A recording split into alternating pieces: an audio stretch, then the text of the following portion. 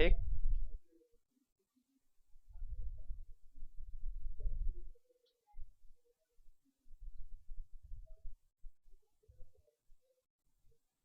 Chapter का नाम है इन्वेस्टमेंट अकाउंटिंग। अच्छा, ये जो चैप्टर है ये आप लोगों को today is the first lecture investment accounting. ये आपको एग्जाम में आएगा 15 मार्क्स टू 16 मार्क्स। आपको 15 मार्क्स के लिए है ना वो पेपर पैटर्न में। मुंबई यूनिवर्सिटी के पेपर में अगर हम लोग देखें ना तो ये चैप्टर 16 मार्क्स का कवरेज रखता है।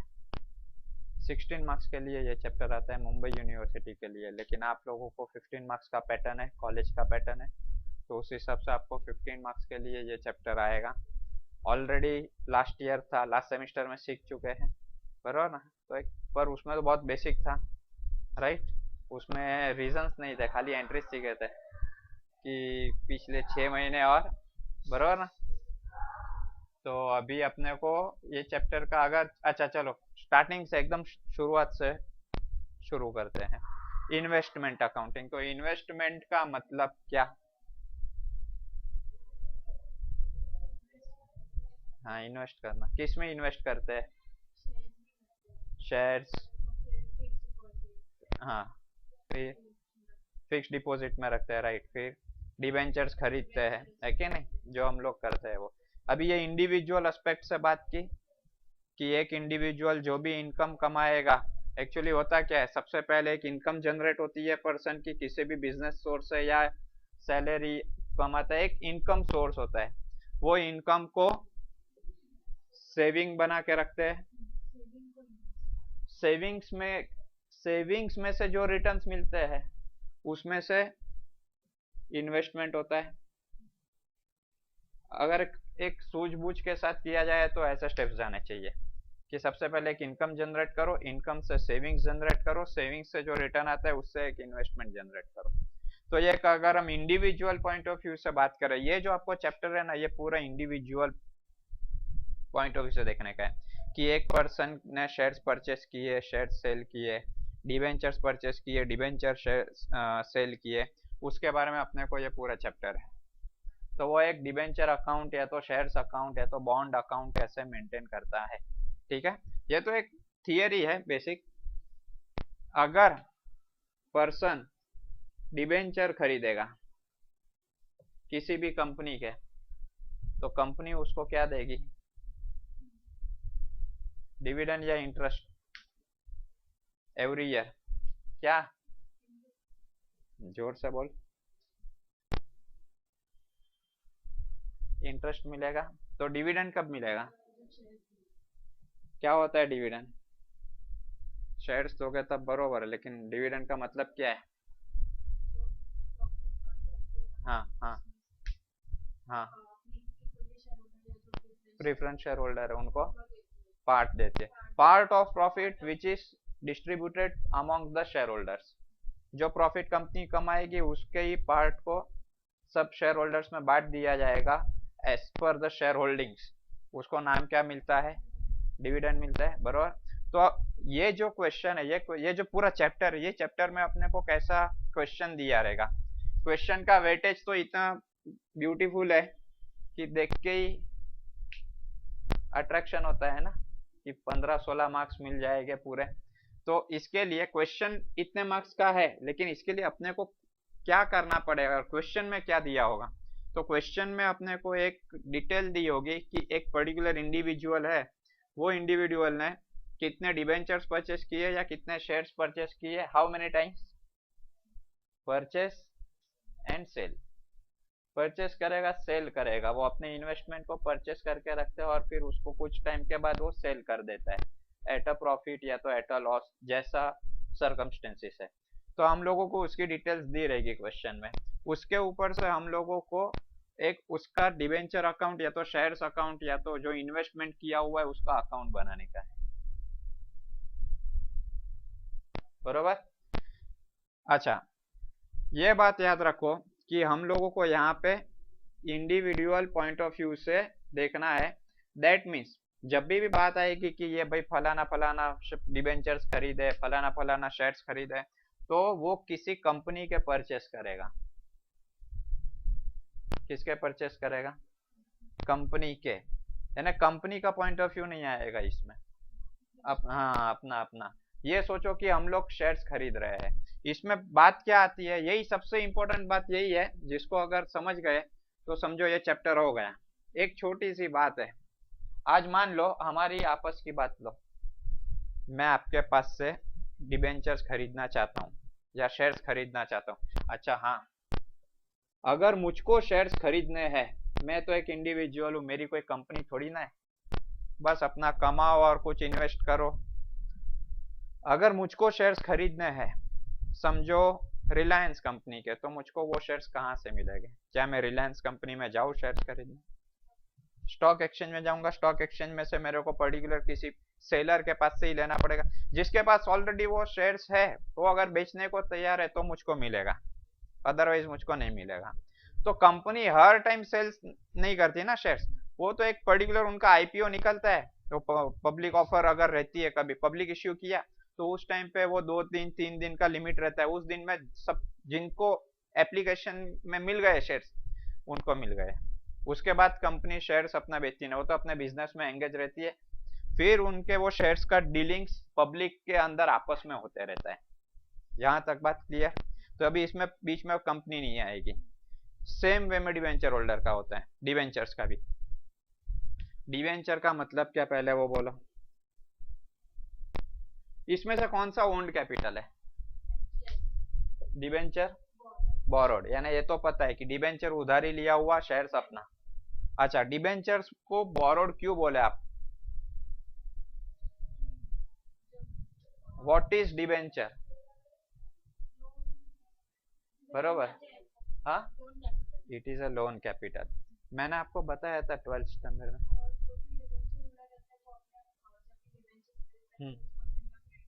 वो उस कंपनी का क्रेडिटर बन जाता है।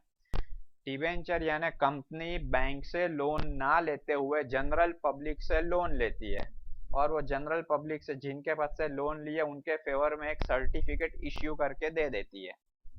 वो सर्टिफिकेट को ही क्या कहते हैं? डिबेंचर। अब मान लो कंपनी ने ऐसा डिबेंचर्स आपको बेचे हुए हैं, सपोज कोई कंपनी है, suppose company ABC, ABC company limited.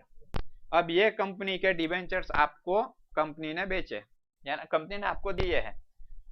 अब पॉलिसी ये है कि एवरी ईयर बोरोड कैपिटल पे इंटरेस्ट होता है, इसके लिए डिबेंचर होल्डर को इंटरेस्ट मिलता है। अब आपको जो इंटरेस्ट मिलेगा वो कहां से मिलेगा?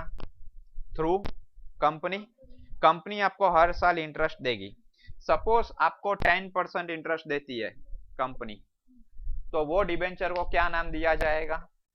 10% डिबेंचर्स।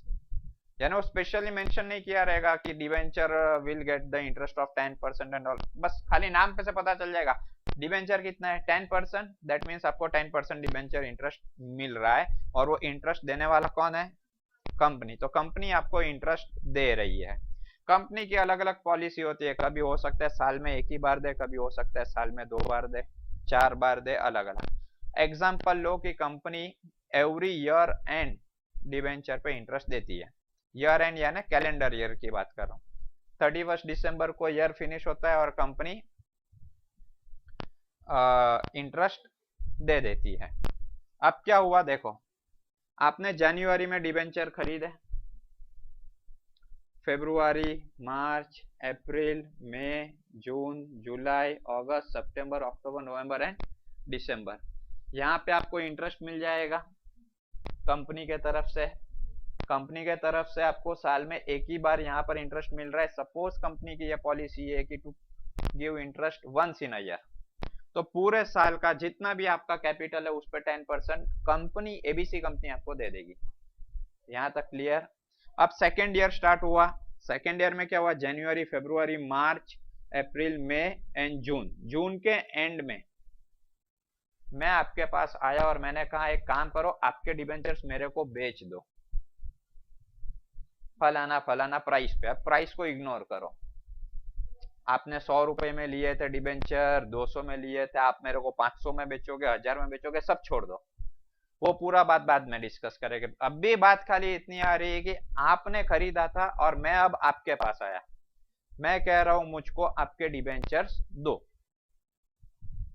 आप रेडी हो गए, आपने मेरे को डिबेंचर्स बेच दिया, तो यहां से डिबेंचर का मालिक कौन हो गया? जुलाई से मैं हो गया।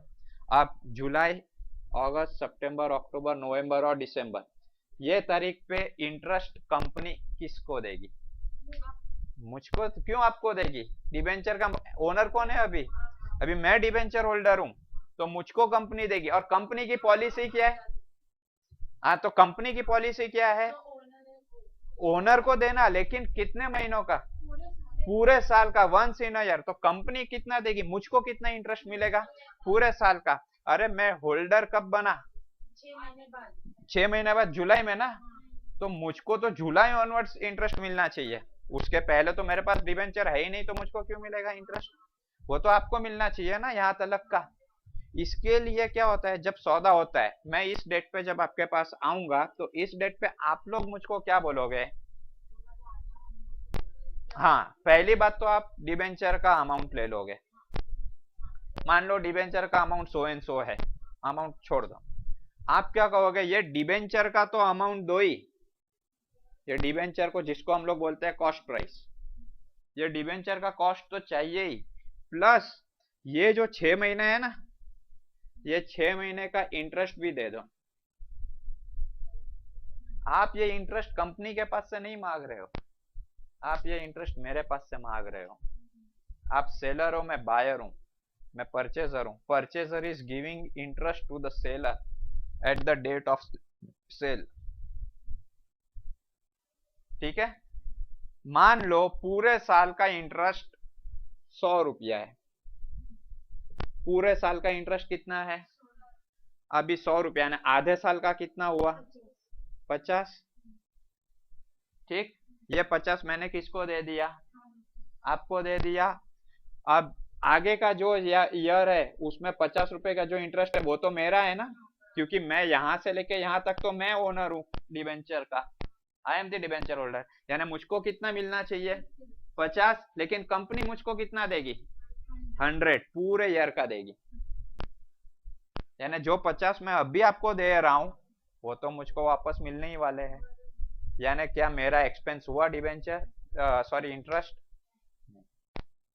लॉजिक समझे? तो ये हमारा इंटरेस्ट एक्सपेंस परचेजर का नहीं होता, यानी एक्सपेंस नहीं होता। हाँ, ट्रेडिंग तो उसी को तो ट्रेडिंग कहते हैं ना। फ्यूचर एक्सपेक्टेशन होगी, कंपनी के बारे में कुछ बात होगी, या फाइनेंशियल नीड होगी। अभी आप कोई भी इन्वेस्टमेंट लोगे, इन्वेस्टमेंट आदमी करता क्यों है? अगर प्राइस हाँ, प्राइस अप गई तो प्रॉफिट बुक करने के लिए ना। कोई ऐसा नहीं होगा कि इन्वेस्टमेंट पकड़ के बैठे बस भाव ऊपर जा रहा है, मजा आ रहा है देखने को। वो सिर्फ फ्लैट के केस में होता है कि नहीं? एक फ्लैट लिया, अब 2.5 लाख में फ्लैट लिया, वो उस टाइम पे अभी 20 लाख हो गया है यहाँ के प्राइस पे, खुश हो जाता है कि मेरा 20 लाख का फ्लैट, लेकिन छोड़ने वाला है, तो वो इन्वेस्टमेंट कोई बात नहीं है ना। वो इन्फ्लेट हो रहा है प्राइस, लेकिन खाली सपने, खाली वो फैंटेसी है। वो निकाल के दूसरी जगह लाओ तो उससे भी महंगा मिलेगा, तो ये कोई वर्थ नहीं है। इन्वेस्टमेंट मैंने क्या कहा? इन्वेस्टमेंट तो डिफरेंट ही है। इन्वेस्टमेंट तो ऐसा बात होता है कि कहीं पे पैसे लगाए, अब वो प्राइस जैसे ही बढ़ा उसको सेल कर दो, ताकि वहां से कुछ प्रॉफिट कमा पाए। ये लॉजिक क्लियर हुआ? अब मैं यहां पर आपके पास आया, अब यहां पे हम लोग उसकी बात करते हैं, कॉस्ट प्राइस की। सपोज डिबेंचर का कॉस्ट है 1000 रुपीज, 1000 रुपीज डिबेंचर का कॉस्ट है।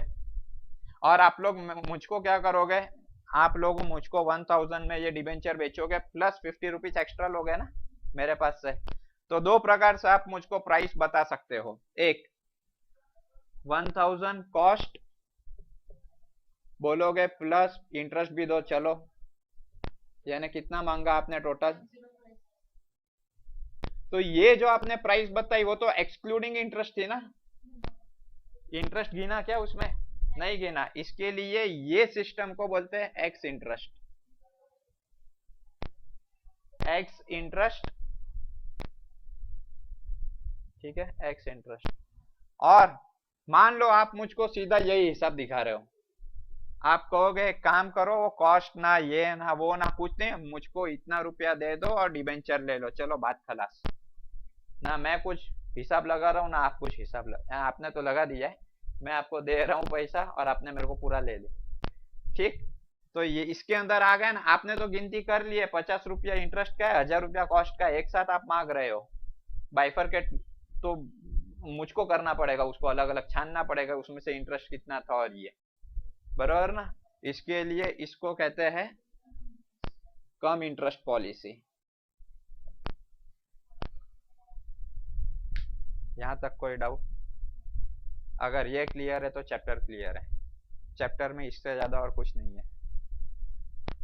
दो ही चीज चैप्टर में सबसे हार्ड मिली अपने को देखने को मिलेगी। वो दो चीज में से सबसे पहला ये जो मैंने कम इंटरेस्ट और एक्स इंटरेस्ट बताया, वो यानी कि इंटरेस्ट के साथ डीलिंग करना एक, और दूसरा जब सेल करते हैं उस टाइम पे प्रॉफिट होगा या तो लॉस होगा, प्रॉफिट और loss on sale of investment. ये दो चीज को डील करना है, ये दो चीज सबसे ज्यादा टफेस्ट। डिबेंचर के केस में कोई कोई ऐसा भी है जिसमें शेयर्स रहेगा, तो वो शेयर्स के केस में भी कुछ क्वेश्चन अलग आते हैं, वो थोड़े से अपने को देखने के हैं। बीच में बोनस इश्यू हो जाता है और ये सब आता है, वो डिफरेंट ही केस है। बट डिबेंचर और बॉन्ड के केस में ये बॉन्ड दिया रहेगा तो उसमें भी वही होता है। बॉन्ड यानी बंधन होता है ना, बंधन होता है। कंपनी कभी कभी ऐसा करती है, अभी 1 लाख रुपए दो और 12 साल के बाद 15 लाख ले लेना, ऐसे बहुत हाई इंटरेस्ट देती है बॉन्ड्स पे कंपनी। समझ में आए? तो वो बॉन्ड बीच में बेचते नहीं है बॉन्ड्स वगैरह, इसके लिए तो आपको बॉन्ड के क्वेश्चन नहीं आएगा, डिवेंचर के क्वेश्चन सबसे ज्यादा आएंगे। तो क्लियर हुआ? तो अभी हम लोग को जो क्वेश्चन आएगा, अभी हम लोग ये पूरा है इसका इंट्रोडक्शन, कि बेसिक फंडा यही है। आपको क्वेश्चन में यही आएगा कि यहाँ से यहाँ ये पर्टिकुलर चीज पे यहाँ पे कंपनी इंटरेस्ट देती है, यहाँ पे परचेस किया, यहाँ पे सेल किया, ये सब। अच्छा,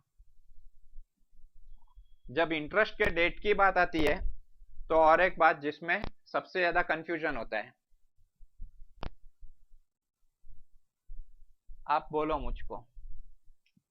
ईयर स्टार्ट हुआ अप्रैल में, अप्रैल 1 2009 को, फिनिश कब होगा? नवंबर, दिसंबर, जनवरी, फरवरी एंड मार्च को फिनिश होगा ये ईयर। फिर से देखो, मई, जून, जुलाई, अगस्त, सितंबर, अक्टूबर, नवंबर, दिसंबर, जैन, फेब एंड मार्च। लेकिन वो कब होगा? मार्च 2010। ठीक है। नाउ सी, आपको मैक्सिमम क्वेश्चन में ऐसा आता है कि इंटरेस्ट एक साल में 2 बार कंपनी देती है। ठीक, अब एग्जांपल के तौर पे ले लो कि 30 जुलाई, ठीक है, 30 जुलाई और 31 दिसंबर, ऐसे 2 दिन कंपनी के फिक्स है कि कंपनी 6 मंथ्स में इंटरेस्ट दे देगी। बात समझे? अच्छा, कैलेंडर, कंपनी कैलेंडर ईयर को फॉलो कर रही है 6 मंथ्स के लिए और हम लोग फाइनेंशियल ईयर को फॉलो कर रहे हैं। यहां पे कॉन्फ्लिक्ट हो रहा है। कंपनी क्या बोल रही है? जैन से जून 6 महीने होते हैं, तो ये 6 महीने का जो स्लॉट है उसका पूरा इंटरेस्ट मिल जाएगा। फिर जुलाई टू दिसंबर वो सेकंड स्लॉट है, उसका इंटरेस्ट आपको मिल जाएगा। तो एवरी ईयर कंपनी आपको कितनी बार इंटरेस्ट देगी? 2 बार। आप डिबेंचर होल्डर हो, तो कंपनी आपको 2 बार इंटरेस्ट देने वाली है। यहां तक क्लियर? अब मान लो हम डिबेंचर होल्डर है, हमको कंपनी 2 बार दे रही है, कंपनी उसके हिसाब से चल रही है कि 6 महीना जुलाई में फिनिश हो रहा है, दूसरा 6 महीना 31 दिसंबर को फिनिश हो रहा है, लेकिन हम लोग तो फाइनेंशियल ईयर को फॉलो कर रहे हैं। तो अपने को यहाँ पे इंटरेस्ट का जब कैलकुलेशन का बात आएगा तो हमारे लिए तो कुछ और ही हो जाएगा। ठीक है, अभी ये वाला है डेट, देखो ये कितना है, जुलाई में, ठीक। एक इंटरेस्ट अपने को यहां पे मिला, दूसरा इंटरेस्ट यहां पे मिला, तीसरा इंटरेस्ट कहाँ मिलेगा, नेक्स्ट इंटरेस्ट, हाँ नेक्स्ट जुलाई में। हाँ तो पर यहाँ पे तो अपना तो फिनिश हो गया ना ईयर, तो यहां से अपना नया साल चालू होगा अप्रैल 2010, अप्रैल के बाद मई, जून, बराबर। यहाँ पे कंपनी इंटरेस्ट देगी ना, यहाँ पे अपने को तीसरा इंटरेस्ट मिलेगा। बस यही गड़बड़ होती है। अब देखो क्या है, जब हम लोग बुक्स ऑफ अकाउंट्स क्लोज करेंगे तो हम लोग क्या करेंगे, ये डेट पे बैलेंस शीट बनाएंगे, प्रॉफिट एंड लॉस अकाउंट बनाएंगे, बैलेंस शीट की दो sides, asset side liability side. तो यहां पर हम लोग बैलेंस शीट में असेट साइड पे बताएंगे कि 3 महीने का इंटरेस्ट हमारा मिलने वाला बाकी है, जो नेक्स्ट ईयर जून में मिलने वाला है। हमारे पॉइंट ऑफ व्यू से देखो, हमारे अकाउंट्स की बुक यहाँ पे फिनिश हो गई और ये पूरा इंटरेस्ट हमको अभी कब मिलने वाला है, ये 3 मंथ्स का, next year along with another 3 months. बात समझे?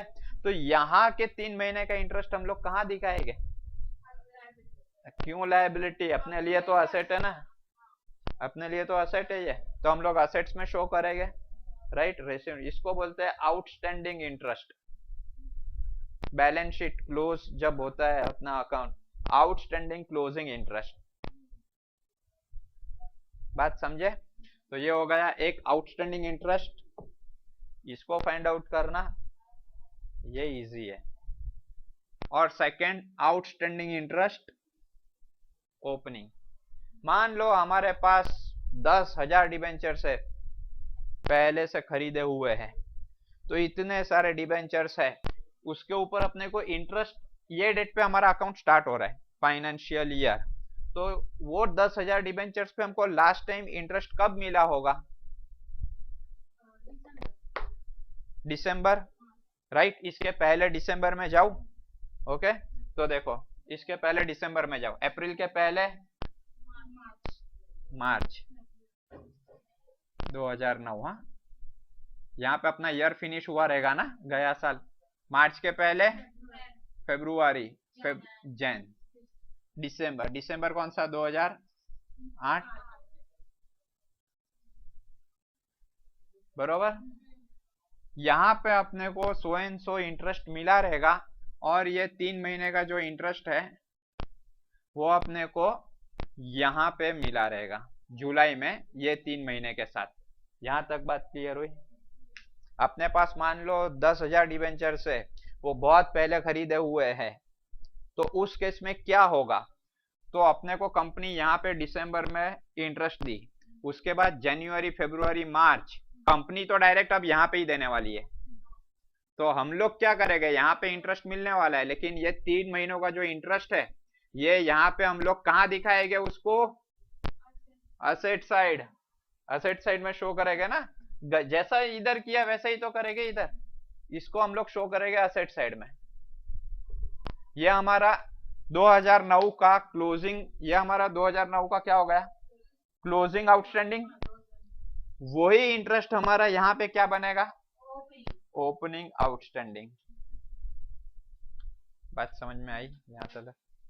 तो हम लोगों को जब भी ईयर स्टार्ट करेंगे तब ये देखना पड़ेगा कि क्या पिछले टाइम में जो हमारा ओपनिंग बैलेंस है, मान लो 10,000 डिबेंचर्स यहाँ पर है, तो वो 10,000 डिबेंचर्स पे क्या कोई अक्यूमुलेटेड इंटरेस्ट है, ये जमा 3 महीनों का इंटरेस्ट यहाँ पे भी मिलने वाला बाकी है ना, और वो 3 महीनों का कब मिल रहा है, अप्रैल के बाद मई, मई के बाद जून, जून के एंड में।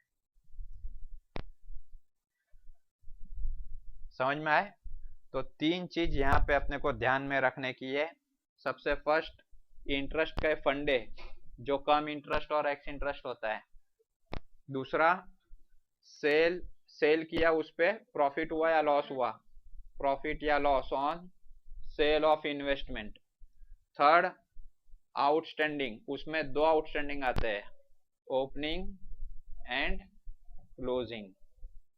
और वो समझ में आ गए ओपनिंग क्लोजिंग कैसे। जब भी ओपन हो तो देखो कि क्या इन डिबेंचर्स के ऊपर लास्ट ड्यू डेट से लेकर की ओपनिंग तक कोई इंटरेस्ट आउटस्टैंडिंग है, जमा किया हुआ है। If the answer is yes, we have to first pass the entry for balance. Journal entry नहीं है, बैलेंस की जर्नल एंट्री नहीं आती, खाली लेजर में पोस्टिंग आएगा बैलेंस का। हाँ, टू ओपनिंग बैलेंस, तो पहले यहाँ पे बैलेंस रखना पड़ता है, बाद में आगे के कैलकुलेशन होते हैं। राइट, यहाँ तक कोई डाउट? ओके, तो अभी हम लोग नेक्स्ट क्वेश्चन स्टार्ट करें। ठीक,